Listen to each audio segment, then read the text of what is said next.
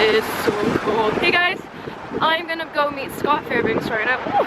I've known him since, I think, elementary school. We went to the same elementary, middle, high school, and college, but I've never had the chance to really talk or meet him in person. So I'm gonna meet him right now, and he was, maybe he'll correct me if I'm wrong later, but I think his path was very social entrepreneurship, and he went into work at one of the biggest nonprofits in the world, Ashoka.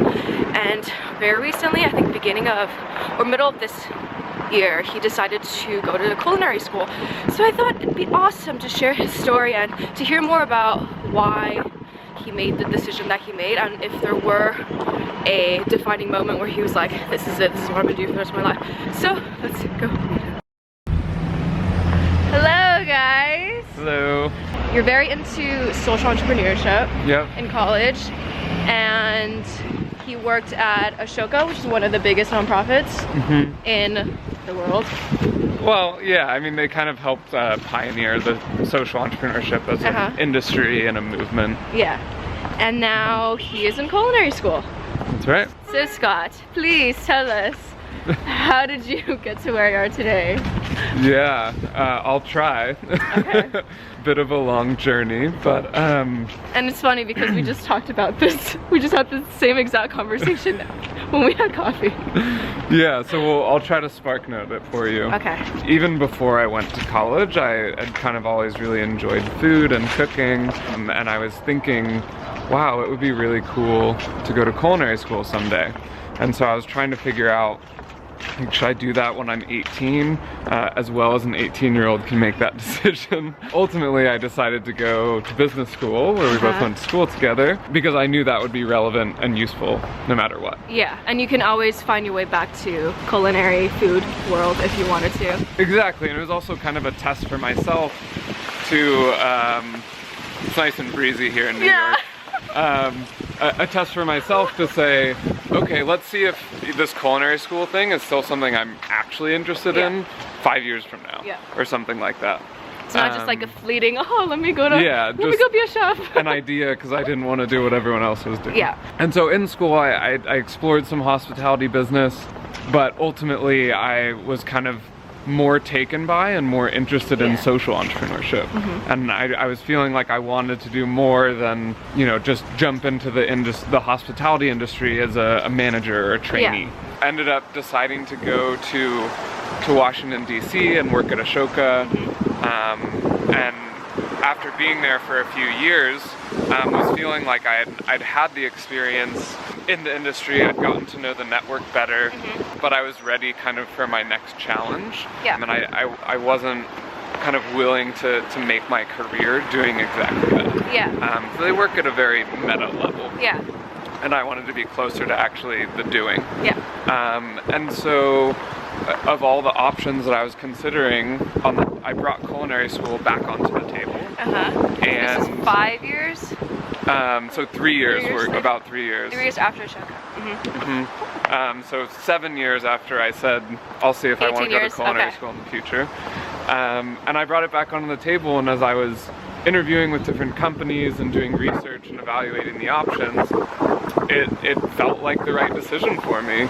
And it was not an easy decision, as many people that I confided in can attest to, but I felt like it was the right thing for me to be doing now, and I was confident enough that it was something I was going to want to do. I knew it wasn't going to go away. It didn't go away after 7 years, so I knew I was going to want to do it at some point in my life, and I figured that I may as well do it now while it still has a real chance to impact my career.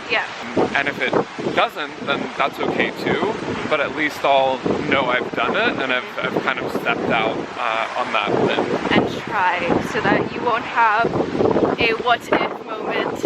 Yeah, exactly. What if I didn't? What if I tried that? Okay. Guys, it's freezing right now. It is, and it's really cold. It's probably going to be really windy. I need to get a mic. Note to self, I need to buy mics. Can you tell us that story that you told me of that one night you came home and started writing things on your mirror, so that people can get an understanding that while this is like you made the deliberate effort to pursue this path, but that being said, there's still moments of like doubt or uncertainty and yeah. Yeah, absolutely. So, well, first let me just say, maybe if we turn left, we'll avoid a wind tunnel. Okay. Well, I mean, I don't know, we'll see. Coming and making this decision to go to school, it was a leap. It hasn't always been something I'm entirely confident about, even being in it.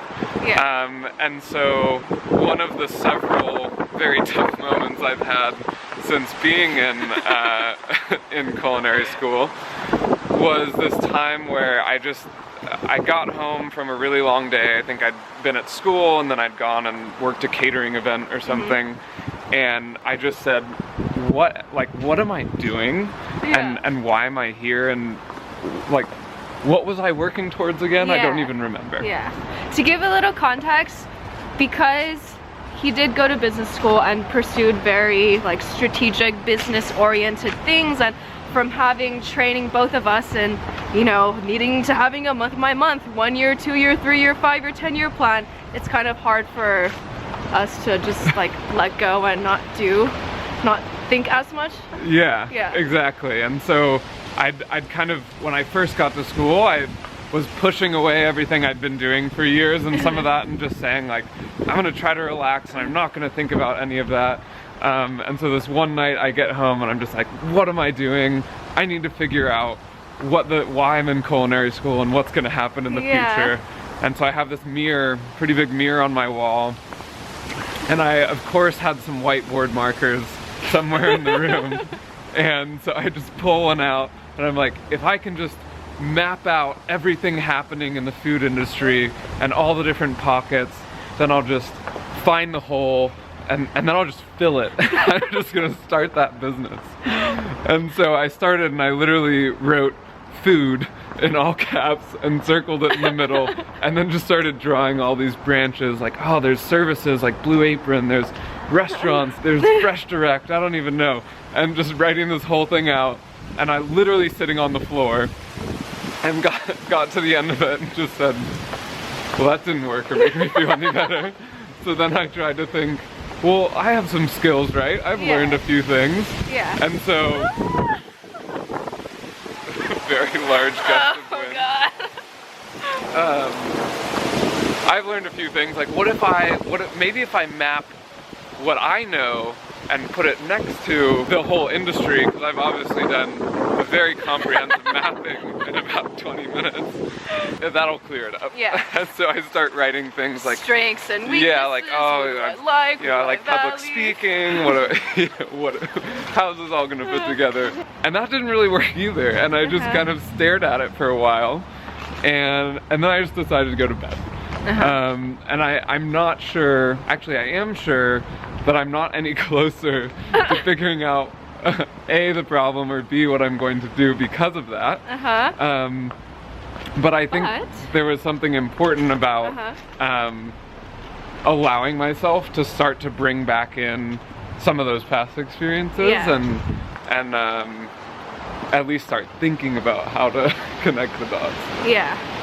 So I think this is like a huge thing or problem that you face when you try to break out and do something that's out of the norm, of being okay with not being okay and being okay with not knowing the future, for being such anal hardcore planners for most of our earlier lives.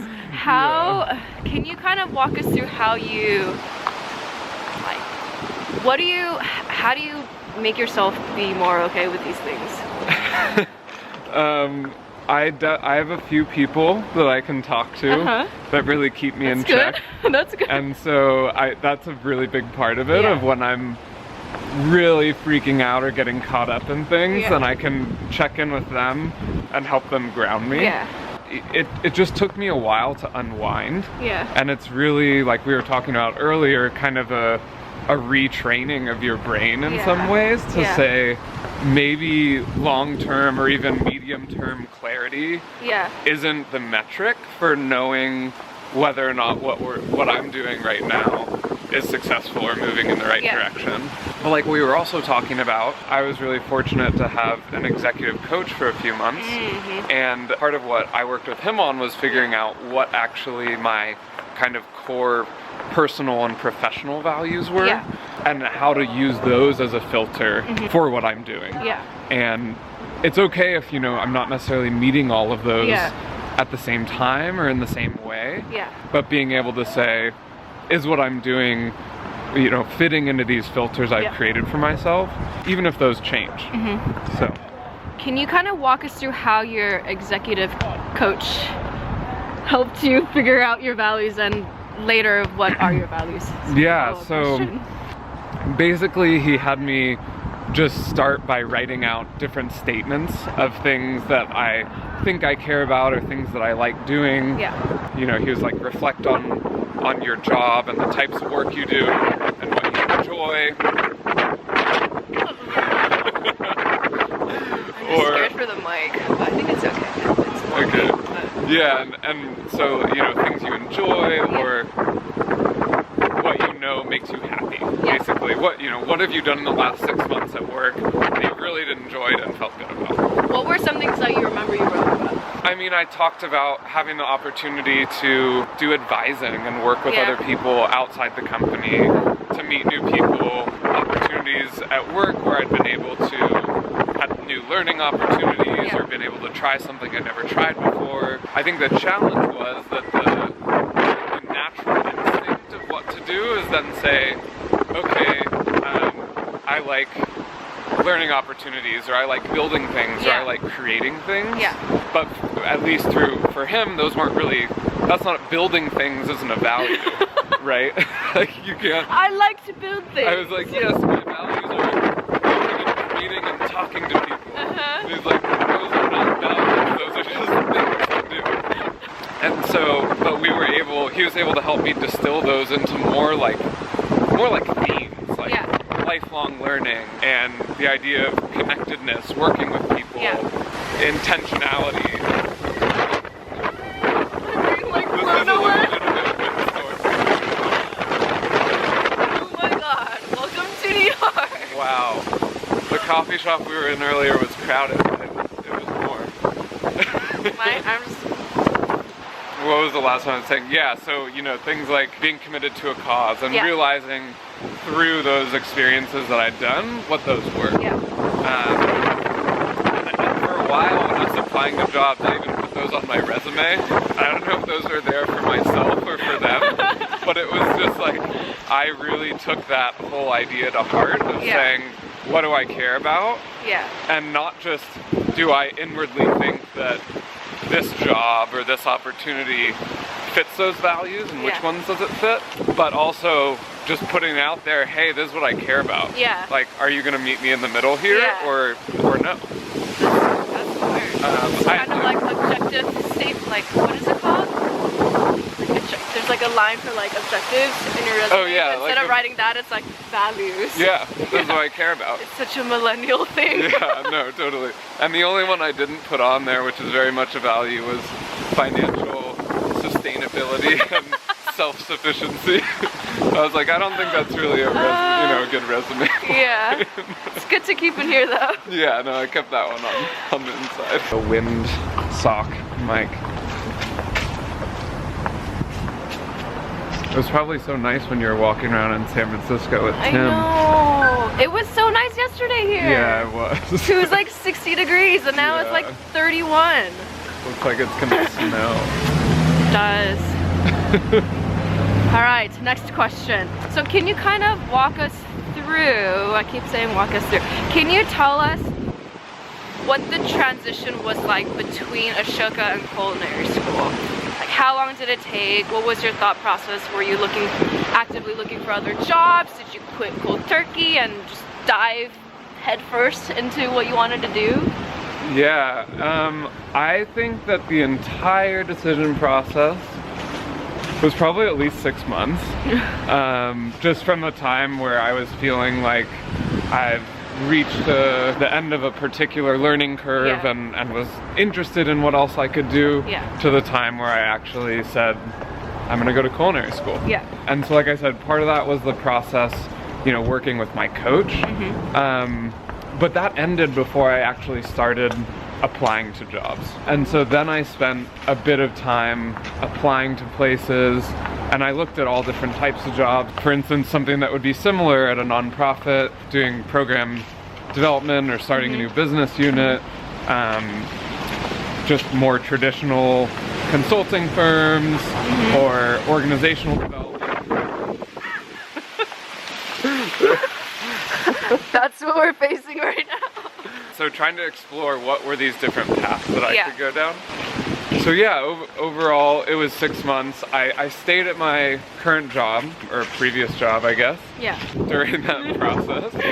And the time between when I left that job and started culinary school was exactly 1 week. So I packed up all my stuff and drove a U-Haul to New York the day before I actually started at culinary school. And I think for me it was actually really important for that to be a clean break. Yeah. This was actually an organization that probably would have let me work remotely, probably could have done part-time, could have done school at night, but it was really important for me to say, if I'm gonna do this, I need to be all in. I'm gonna give it my all. And so that switch was cold turkey. Yeah. What were you doing 2 weeks prior? Oh yeah, and so we were talking earlier about this kind of funny dichotomy of street sweeping trucks. Maybe let's go back to At the beginning of July, I was actually down in Chile working with our office there to help them adapt this kind of new business unit I'd been working on at Ashoka to their market. Yeah. And meeting with different people there and exploring, and then exactly 3 or 4 weeks later, I had homework to take home 3 carrots and chop them in specific ways and bring them back into class. And so it really was a pretty big shift in terms of what I was doing day to day. And what are your plans after we shoot this? Oh, well, you know, tomorrow's actually my final for culinary school, so I'll have to make some food and present it to a panel of judges. One of my classmates and he's gonna come over, we're gonna sharpen our knives and watch Pirates of the Caribbean. Did you ever imagine yourself to be in this? Were these things that you foresaw when you were younger? No, these are not mental images of going to culinary school. Quite honestly, neither was homework, so that was a little surprising. But I think, yeah, I mean, at this point, I've gotten myself to a place where I can enjoy this process of learning and of not necessarily knowing, you know, I know what I'm doing for an externship, but I don't know 6 months from now what I'm doing. So actually being able to enjoy this process, and if that means sharpening your knives on a Sunday afternoon and watching a great film, you know, then that's what we're gonna do.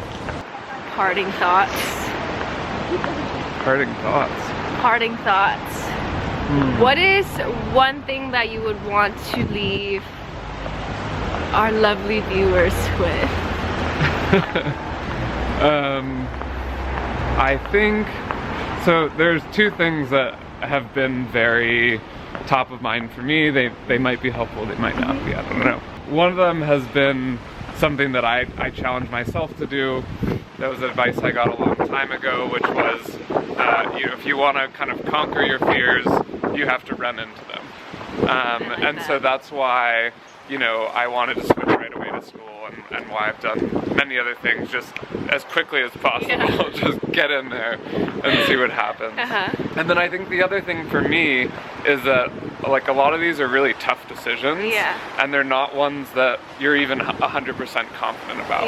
And especially with my background in business and my family and so many other things, the way that I've always made decisions was to get as much information as possible so I could feel 100% justified, really do that due diligence like when I was deciding where to go for Gotta do your college, research. I made a spreadsheet and had 20 criteria and was deciding between my top 3 choices and like gave points to each one, and one had the most points, and that was it. That was it? And one of those things that I worked with my coach on was just understanding that there's this spectrum between what's called satisficing, where you feel this is good enough, and optimizing, which is I need all the data there is possible before I make the decision. And so I think even just recognizing in myself that I'm usually on that optimizing side of the spectrum, and it's impossible to live there all the time. But I want to. I want to too. But being able, even if only just as a comfort, to say, hey, knowing, hey, I'm on the satisficing end of the spectrum, you know, like for this decision, I have enough information, or as much as I'm gonna get right now, and this feels good, so I'm gonna go for it. So I don't know if that's a helpful tool, but it's something that I keep in mind all the time, this little pendulum. Okay, now that we're here, let's 2 more things. What, if you could go back in time, what advice would you give your younger self? It might be that, really. I think it's really made a big difference for me, and a lot of the decisions I've made, or even places, jobs I've applied to, things like that, a combination of that pendulum and of really trying to figure out what my values are. Again, even if they're going to change, because they will. But if you're, you know, if you're in the startup community, whenever you're brainstorming, you're coming up with new products, you have parameters, you have filters that you work through whether ideas are good enough or not. And so it seems simple, but for me, I'd never thought of kind of creating those same filters for myself. For your personal life. Cool. Last 1.5 one. What does success mean to you now? For where I'm at right now, success means that I'm feeling like I'm learning. It means that I am having an impact eventually, and you know, that can be interpreted in many different ways, but I want it to be a positive one. And it means that I'm confident that what I'm doing is moving in the right direction of where I want my career to go. And I think that's a very different definition of success than I would have given you a year ago when I was still in my last job. 3-4 months ago. Exactly. When you think of the word successful, in the definition you just gave, or in, you know, a grander definition, who comes to mind? You were warned. I remember once. That's a good question. I don't know if it's a specific person. I mean, right now I'd probably list a bunch of chefs because that's what I'm thinking about. But I think it's the type of person that's like TED Talk famous, that has really committed enough time to something and learned enough about it to have something useful to offer to other people. And so that's, again, big and more big than it would have been in the past, but I think that kind of dedication and learning that results in something that's very thoughtful is kind of what I'm striving for. Who are your top 3 chefs? Top 3 chefs? Wow. What? Well, the 3 that I've been like reading the most about lately are Dan Barber from Blue Hill, Klaus Meyer from Noma, and then one that I was really fortunate to meet in Chile, Rodolfo, who has this restaurant called Borrego. That's really awesome, and what he's doing for the food community and food culture in Chile is very cool. Any book recommendations or podcasts, or even the book you told me about? Oh yeah, one that I really enjoyed is called How to Fly a Horse, and it's I feel like it's a little bit different take on creativity than we're used to reading. So we're used to reading about how to create the conditions for creativity and why you should take a whiteboard marker into the shower, which is maybe what I was doing with my mirror. Sans water. Yeah, it was just a drier version. But this book really focuses on how kind of the greatest discoveries actually came from really hard work and trying things a lot of different times and failing a lot of times, and kind of the Ben Franklin version of invention that we don't normally hear about. That's not the way the stories are told. Good book. I'm gonna link everything down below. Thank you so much, Scott. Yeah, great to see you. So good seeing you too. Last words? I think you've got them.